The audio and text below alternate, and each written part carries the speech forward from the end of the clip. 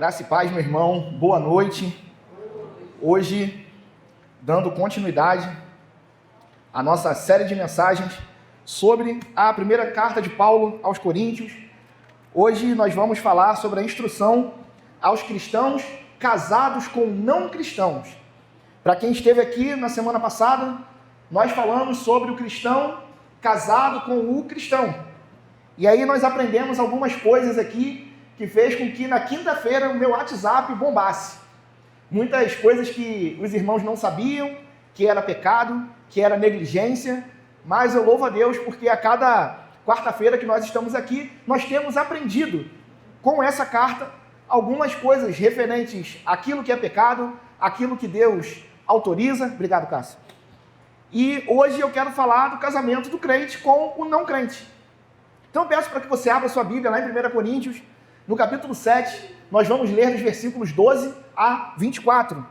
1 Coríntios, capítulo 7, versículos 12 a 24.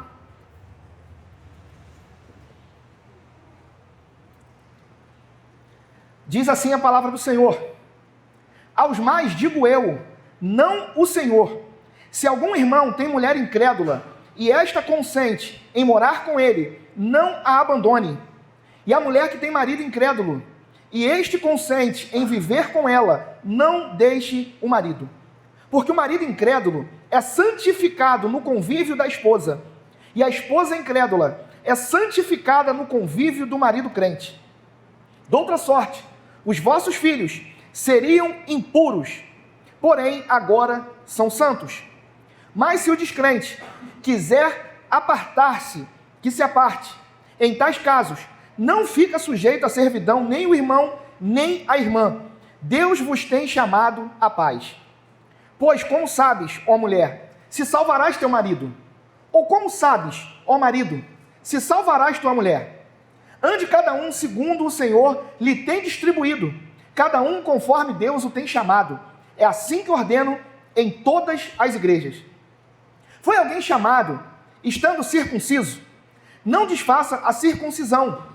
Foi alguém chamado, estando incircunciso? Não se faça circuncidar. A circuncisão em si não é nada. A incircuncisão também nada é. Mas o que vale é guardar as ordenanças de Deus. Cada um permaneça na vocação em que foi chamado. Foste chamado sendo escravo? Não te preocupes com isso.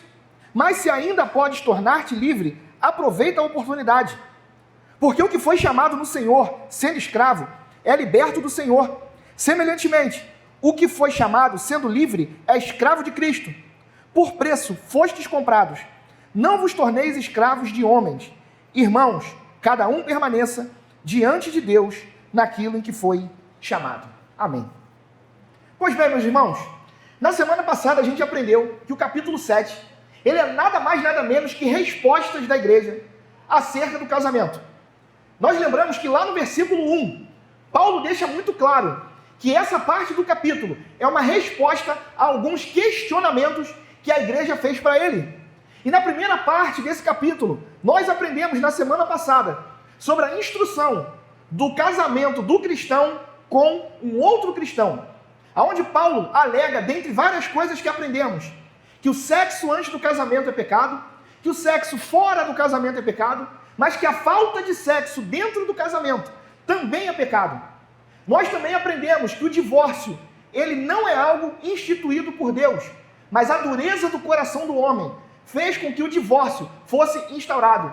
Mas a ideia de Jesus é que o casamento só termina ou quando ele volta, ou quando um dos cônjuges morre. E hoje Paulo vai responder uma segunda pergunta dessa igreja. E a pergunta é a seguinte: eu devo me separar do meu cônjuge não crente, agora que eu sou crente? E é muito importante, meus irmãos, a gente entender que a pergunta era essa por uma razão muito simples. Primeira razão, Paulo aqui não está tratando nesse texto de casamento misto, porque ele mesmo já trata como desobediência a Deus o que nós chamamos de julgo desigual. Então, quando o crente casa de forma consciente com alguém que não serve a Cristo, ele está em ato de desobediência a Deus. E isso fica muito claro quando lá no versículo 39, ele vai afirmar que o casamento é no Senhor. Bom, então o que Paulo está nos ensinando aqui? Para e pensa comigo. A igreja de Corinto, ela era uma igreja muito nova. Era uma igreja recém-inaugurada. E vocês sabem que quando uma igreja é implantada em algum lugar, começam a aparecer pessoas. Então, muito provavelmente, o que estava acontecendo ali? Uma família visitou essa igreja e ou o marido ou a esposa se converteu, sendo que o seu cônjuge continuou incrédulo. E aí eles lançam essa pergunta: agora que eu me converti, eu devo manter o meu casamento ou eu posso me separar porque eu sou convertido e ela não é convertida? Ou vice-versa. Então entendam, você partir para um casamento com uma pessoa incrédula é julgo desigual. Agora, se os dois são incrédulos, um se converte e o outro não, isso não é motivo para separação. Então é dentro desse contexto que Paulo vai dar uma resposta muito enfática. Sim, vocês têm que se manter casados. E baseado nisso, Paulo então vai nos mostrar a instrução do casamento de um cristão com um não cristão. Então a gente vai expor de uma forma muito breve esses textos, começando pelo versículo 12 e 13, aonde Paulo escreve assim: aos mais digo eu, não o Senhor, se algum irmão tem mulher incrédula, e esta consente em morar com ele, não a abandone. E a mulher que tem marido incrédulo, e este consente em viver com ela, não deixe o marido. Meus irmãos, para começo de conversa, a gente precisa aqui fazer uma breve correção do que a teologia liberal afirma. Porque essa expressão de Paulo, lá no versículo 12, quando ele diz, aos mais digo eu, não o Senhor, algumas pessoas defendem que a palavra de Deus contém a palavra de Deus, porque Paulo aqui está dando uma ordem que não provém de Jesus. Só que isso é uma mentira. E por que é importante você entender isso, meu irmão? Porque se você não entendeu ainda que aqui ele está falando de uma pessoa que se converteu, que é casada com um não crente, você não vai entender por que Paulo está dizendo, aos mais digo eu, não o Senhor. O que estava acontecendo aqui? Jesus nunca tratou dessa matéria. Jesus nunca foi questionado em toda a Bíblia se um crente recém-convertido manteria o seu casamento com um não crente. Então o que Paulo está fazendo aqui é uma distinção pastoral extremamente importante. Eu não sei se você lembra na semana passada, mas os versículos 10 e 11, Paulo cita o ensinamento de Jesus sobre o divórcio. Só que nesse questionamento aqui, Jesus nunca falou absolutamente nada. Então é por isso que Paulo diz, aos mais digo eu, não o Senhor. Meus irmãos, Paulo está sendo honesto, de que não tem nenhuma palavra direta de Jesus sobre esse cenário específico que estava acontecendo naquela igreja. Jesus não falou sobre casamentos em que apenas um cônjuge se converte depois do matrimônio. Então o que Paulo está fazendo aqui é lançando um princípio muito direto, de que é um ato de desobediência um cristão se casar com um incrédulo. Mas se a pessoa se torna cristã depois de ter casado, ela não pode usar da sua conversão como um argumento para separação. Então entendam que existe uma diferença de você ser crente, namorar com um não crente, levar esse relacionamento à frente e se casar. Segundo Paulo, isso é julgo desigual. Outra coisa totalmente diferente é ambos serem descrentes. Um se converte e agora precisa manter o casamento. E é por isso que Paulo dá essa instrução, confirmando a sua autoridade apostólica. Em outras palavras, meu irmão, o evangelho não é uma alavanca para desfazer arranjos legítimos da tua vida. Existem coisas na nossa vida, em questões sociais, que não é porque você é crente que elas vão ser desfeitas. E uma delas é exatamente o casamento. Porque quando você é cristão e é casado com um não cristão, entenda, o seu casamento passa a se tornar um campo missionário. É dentro do teu casamento que você vai testemunhar aquilo que Jesus fez na tua vida e você pode impactar o seu marido ou a sua esposa. Aí ele vai lá no versículo 14, e eu acho maravilhoso isso aqui. Ele diz assim, porque o marido incrédulo é santificado no convívio da esposa, e a esposa incrédula é santificada no convívio do marido crente. Doutra sorte, os vossos filhos seriam impuros, porém agora são santos. Meus irmãos, precisamos prestar muita atenção nesse versículo aqui. Nós precisamos entender o que Paulo não diz e aquilo que Paulo está dizendo. E o que Paulo não está dizendo aqui? Paulo não está afirmando que o marido incrédulo ou a esposa incrédula são convertidos ou salvos porque estão casados com alguém cristão. Paulo não está dizendo isso. Entendemos que a salvação, ela é pessoal e ela exige fé em Jesus. Então, o que Paulo está falando? Que esse termo santificado tem um sentido posicional. Como assim, pastor? Significa o seguinte: se o teu marido não é crente, se a tua esposa não é crente, é você que coloca uma esfera de influência sagrada no teu lar. É você, meu irmão, que santifica o teu marido, ou santifica a tua esposa com a tua presença. Porque quando você está no seu lar, Deus está no seu lar através da tua vida. Então o que Paulo está ensinando aqui é que quando um cristão vive com um descrente, ele é a ponte de bênçãos para aquela casa. O que ele está dizendo aqui, meu irmão, é que mesmo você sendo casado com um descrente, tem oração na tua casa. A palavra de Deus circula pela tua casa. E a graça de Deus opera de formas invisíveis dentro da sua casa. Talvez você que me escuta nessa noite seja o único cristão dentro da sua família. Mas eu quero te falar uma coisa: não subestime a tua presença no teu lar. Pare e pensa o seguinte comigo, meu irmão. Talvez você seja até perseguido pela tua família. Talvez a tua fé para os outros seja algo irrelevante. Mas eu quero te dizer uma coisa nessa noite: você não é irrelevante. Você é a porta da graça de Deus para o teu lar. É você que faz a diferença na tua casa, meu irmão. Por mais que seu marido não acredite no Evangelho, por mais que a sua esposa não acredite no Evangelho, você é a porta da graça de Deus. Então não desista da tua família.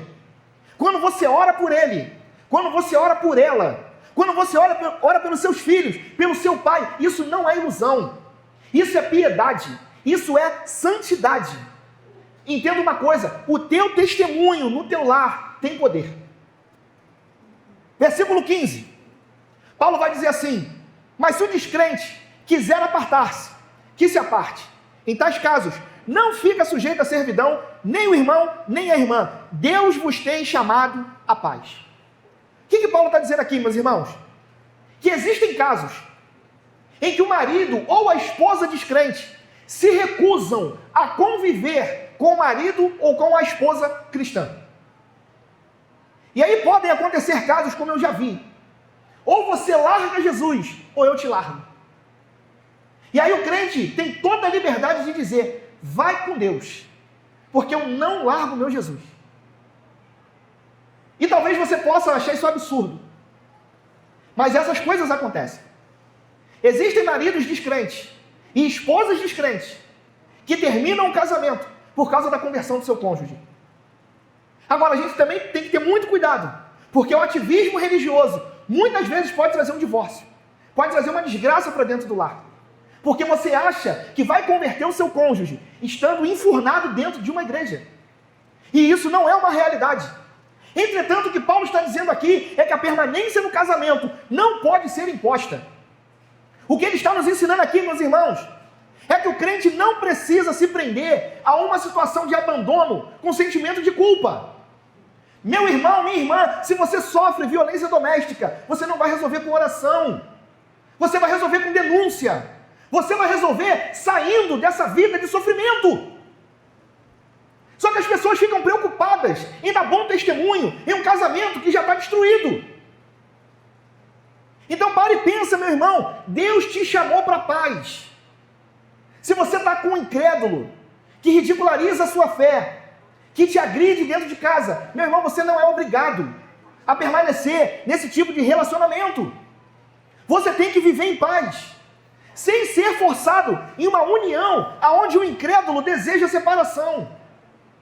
É isso que Paulo está nos ensinando aqui. O fracasso não é seu, o fracasso é do incrédulo. Ele é um fracassado e não você. É por isso que Deus quer que você tenha paz. Agora, Paulo também dá uma esperança para aquele casamento que, mesmo que seja entre um crente e um não crente, é saudável. Versículo 16, ele diz assim: pois como sabes, ó mulher, se salvarás teu marido? Ou como sabes, ó marido, se salvarás tua mulher? O que Paulo está dizendo aqui? Paulo agora está dando uma possibilidade de conversão para o cônjuge que não é crente. O que ele está dizendo é o seguinte: não tem condições de você saber se o teu marido ou a tua esposa vão ser salvos, mas você pode e deve ter a esperança de que ele seja salvo um dia. Então o que ele está dizendo ali é o seguinte: enquanto você está casado com um incrédulo, invista na vida dele. Enquanto você está casado com alguém que não crê no Senhor, dá testemunho de vida. Quem sabe se um dia ele não é alcançado por essa graça? Quem sabe se um dia ele não se converte junto contigo? O que Paulo está fazendo aqui, meu irmão? Ele está animando o crente a permanecer no casamento quando possível. E aí volto a dizer, não se trata aqui de adultério, não se trata aqui de violência. Porque por incrível que pareça, tem muito casamento de incrédulo que dura mais do que casamento dos ditos cristãos. Tem crente, meu irmão, que se divorcia, que casa 3, 4, 5 vezes. E é um péssimo testemunho. Mas o que ele está falando aqui é de um relacionamento entre um crente e um não crente, que é saudável. Então nunca perca a esperança, meu irmão. Enquanto você estiver casado com um incrédulo, entenda, a tua presença fiel é um potencial redentor na tua casa. Ao mesmo tempo, reconheça que a salvação não está nas tuas mãos.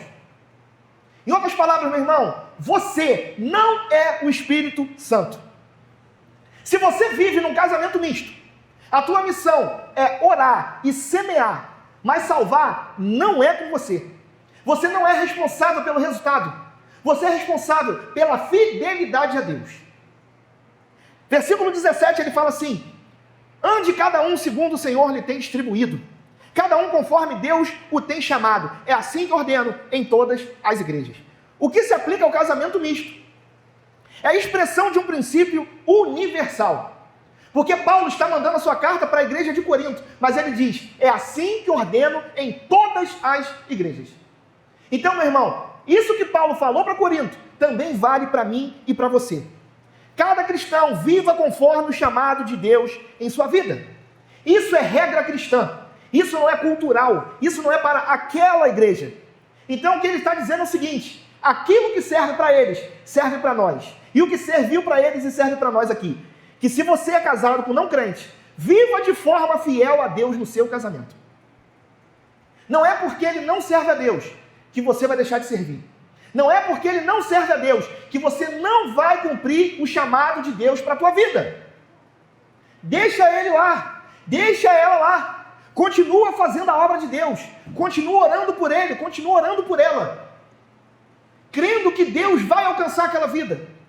Não desista, meu irmão, mas busque viver conforme o propósito que Deus tem para a tua vida. Versículo 18 e 19, Paulo agora já vai um pouquinho mais à frente, fugindo um pouquinho do casamento, mas trazendo um exemplo arregadíssimo de peso cultural do século I. Ele vai falar sobre a circuncisão. Versículo 18 e 19 ele fala assim: foi alguém chamado estando circunciso? Não desfaça a circuncisão. Foi alguém chamado estando incircunciso? Não se faça circuncidar. A circuncisão em si não é nada, a incircuncisão também nada é, mas o que vale é guardar as ordenanças de Deus.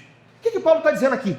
Ele está usando isso para mostrar, meu irmão, que tanto a salvação quanto o chamado de Deus não depende de condições externas. Seja você circuncidado, seja você incircunciso, nada disso interessa. O que importa é você guardar as ordenanças de Deus. Traz isso para o nosso tempo. E pergunta para você mesmo nessa noite o seguinte: no que você está colocando a sua identidade cristã? A sua identidade cristã, meu irmão, depende da denominação que você congrega. A tua identidade, meu irmão, depende da liturgia de um culto. A tua identidade, meu irmão, depende da tradição de uma igreja. A tua identidade, meu irmão, depende do estilo musical de louvor que você gosta. A tua identidade, meu irmão, está dependendo de um grupo social que você monta dentro de uma igreja? Porque Paulo está dizendo aqui, nada disso interessa. O que importa de verdade é você obedecer a Deus a partir de onde você está. E para você obedecer a Deus, você tem que conhecer a palavra de Deus. É por isso que ele fala do circunciso e do incircunciso. Porque o que ele está querendo dizer aqui é que um judeu convertido não precisava se tornar um grego espiritualmente.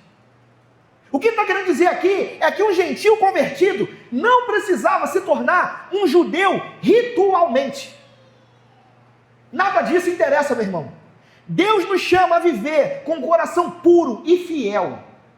É isso que Ele exige de mim e de você.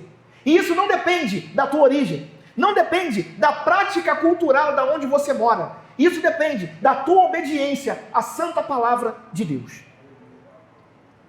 Versículos 20, 21 e 22, ele avança mais um pouquinho e traz outra comparação. Uma comparação um pouco polêmica, mas que eu vou explicar aqui, que é acerca da escravidão. Versículo 20 a 22 ele diz: cada um permaneça na vocação em que foi chamado. Foste chamado sendo escravo? Não te preocupes com isso. Mas se ainda podes tornar-te livre, aproveita a oportunidade. Porque o que foi chamado no Senhor, sendo escravo, é liberto do Senhor. Semelhantemente, o que foi chamado sendo livre, é escravo de Cristo. Olha comigo o seguinte, versículo 20. A ordem dele é: permaneçam na vocação em que foi chamado. Isso inclui, meu irmão, o teu estado civil. Isso inclui a tua profissão. Isso inclui qualquer outra condição da sua vida. O que Paulo está querendo dizer é que o cristão deve buscar viver sua fé plenamente no contexto onde Deus te colocou. Você precisa ser bênção na igreja. Você precisa ser bênção na sua casa. Você precisa ser bênção no seu local de trabalho. Você precisa ser bênção no seu lazer. Só que aí, a partir do versículo 21, ele agora vai trazer a questão da escravidão. E a escravidão, meu irmão, no mundo romano, era uma realidade extremamente brutal. E apesar da gente ver hoje, com muita tristeza, os ditos cristãos liberais e os cristãos progressistas distorcendo a questão de escravidão no contexto de Paulo, é importante a gente deixar muito claro aqui: Paulo não está romantizando a escravidão. Paulo também não está endossando a escravidão como um ideal de vida. E isso fica muito claro no versículo 21, quando ele diz: mas se ainda podes tornar-te livre, aproveita a oportunidade. Paulo não está defendendo a escravidão em hipótese nenhuma. A lógica aqui, meu irmão, é maravilhosa. É uma inversão magistral que o Evangelho causa.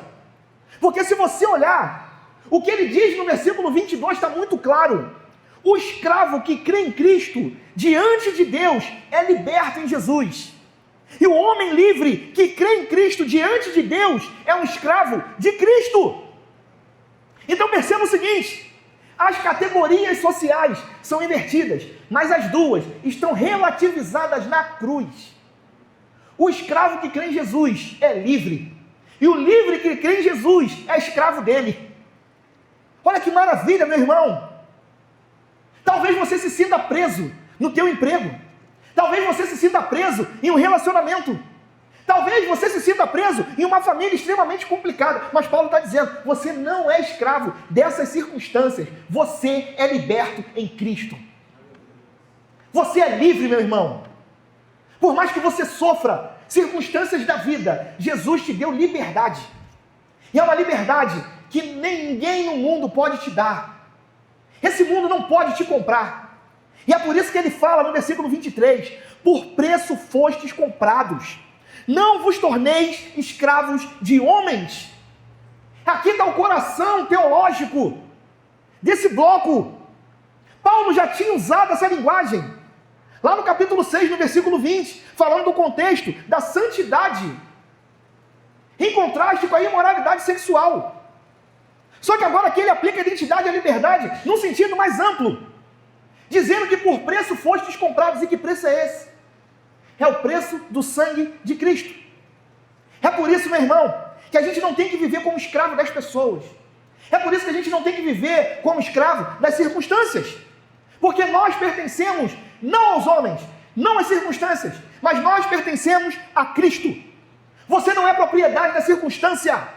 Você não é propriedade das opiniões alheias. Você não é propriedade, meu irmão, do teu passado. Você foi comprado. Você pertence a alguém. Você pertence a Cristo. E essa é a tua identidade.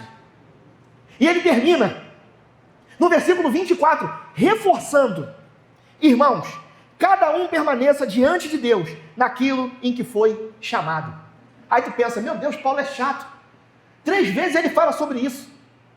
Só que aqui a repetição, meu irmão, é retórica e é intencional. Sabe o que Paulo está falando aqui? Permaneça. Permaneça. Permaneça. É você não viver uma vida de inércia. É você não viver uma vida de conformismo. Mas é você ter a convicção de quem sabe o que Deus quer para a tua vida e aonde Ele te colocou. É você ter a plena convicção, meu irmão, de que a palavra dele garantiu o teu chamado. Só que diferente das outras 2 afirmações anteriores, Paulo aqui fala: cada um permaneça diante de Deus. O que ele está querendo dizer aqui? Diante daquilo que Deus te chamou, permaneça com Ele. Diante daquilo que Deus te chamou, permaneça em comunhão com Ele. Diante daquilo que Deus te chamou, continue dependendo dEle. Diante daquilo que Deus te chamou, continue servindo a Ele. Então, meus irmãos, entendam que todo esse texto não está te chamando para um conformismo passivo. Paulo aqui não está dizendo que você não tem que buscar mudança, mas ele está dizendo que você busca essa mudança, porque você foi comprado por um preço. E se você foi comprado por um preço, isso significa que você tem dono. E esse dono não é a tua situação econômica. Esse teu dono não é a tua mulher incrédula, não é o teu marido incrédulo, não é o teu passado, não é a opinião dos outros. O seu dono é Cristo. E talvez você que me escuta esteja carregando o peso de uma circunstância que você não escolheu e que você também não consegue mudar. Talvez você que me escuta nessa noite tenha um marido ou uma esposa que ainda não crê em Jesus. Talvez você que me escuta nessa noite esteja vivendo numa família que está sendo fonte de circunstâncias ruins. Mas eu quero que você saia daqui entendendo que você foi colocado lá naquela casa por aquele que te comprou. Então guarda no teu coração, meu irmão, o lugar onde Deus te colocou não é em vão. Permaneça lá, porque se você está lá, Deus também está lá. Guarda essa palavra, meu irmão. Entenda que em tudo Deus tem um propósito para a nossa vida. E se você vive numa família aonde você é crente e o seu companheiro ou companheira não é crente, não desista dele, não desista dela. Você é a porta da graça de Deus na sua casa.